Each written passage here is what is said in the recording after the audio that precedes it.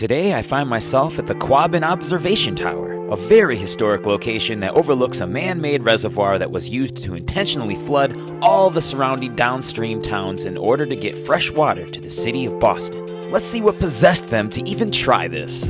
In the early 1900s, the city of Boston had become so large and so populated that it could not keep up with maintaining a sufficient freshwater supply to the people in the city.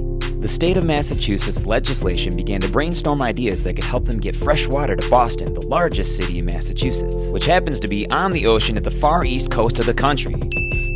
So all the water around the city is salt water. Believe it or not, folks, looking back through history, we can sometimes see instances where our government stepped in for the best reasons to help people. Not that the towns surrounding the reservoir were too happy about it, but 100 years later, here we are greatly appreciating a moment when the government stepped in to supply a brilliant solution for a major need of many. Let's see how they did it. The largest inland body of water in Massachusetts was the Quabbin Reservoir, so it was the best candidate to figure out a way to get water to the city. The legislation built around this established 3 important policies which still remain in force today. Right out of the gate, they decided the ownership will be publicly owned and not privately owned. Gotta love that. They decided the system sending the water would be gravity-fed rather than pump supply systems. That's pretty freaking awesome. And they also went with watershed occurring naturally rather than filtration as the primary mechanism ensuring wholesome supplies.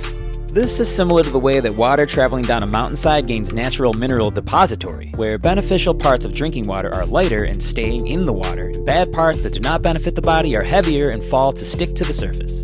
Alright, the next step was to administer this plan to get the natural occurring nutritional drinking water all the way to Boston, which, check this out folks, was to create a dam which they ended up calling the Winsor Dam, and this would be used to accumulate so much water that when they released the dam it would naturally travel down the elevation towards the city of Boston. The only downside of this is that on the very first go at it, it would flood all the towns and houses in its path to get to Boston.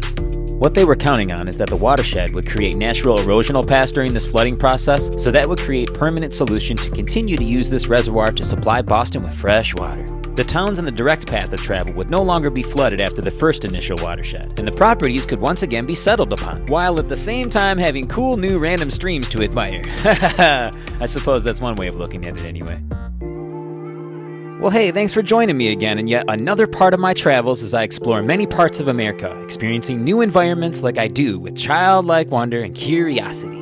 We'll see you at the next one. Where will I head to next? 'Cause adventure is everywhere.